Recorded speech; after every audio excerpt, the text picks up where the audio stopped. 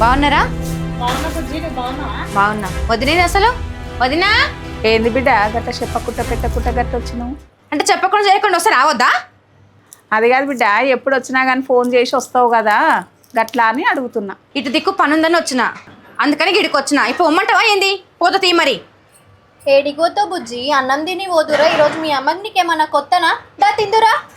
ఇప్పటి నుంచి ఇంటికి రావాలంటే మెత్తమ్మని అడిగే వస్తాను. అట్లానో ఎవరన్నారు బుజ్జి, నీ ఇష్టం వచ్చినప్పుడల్లా రావచ్చు. నువ్వు తిందురా. నిజమే, ఇష్టం వచ్చినప్పుడు రావచ్చు, కానీ వచ్చి మీ ముఖాలే చూడాలి. నువ్వు ఒక బిడ్డనైనా కానీ పోదు, వచ్చి నా కొడల ముఖం అనే చూస్తుంటే. నీకెట్టుందేమో నాకు తెలియదు కానమ్మా, పెళ్ళి 5 సంవత్సరాలు అవుతుంది. నువ్వు ఒక బిడ్డని కనిస్తే చూడాలని నా కళ్ళు కాయలు కాస్తున్నాయి. అవును బుజ్జి, కోడలు అంటున్నావు, అల్లుడు వద్దా?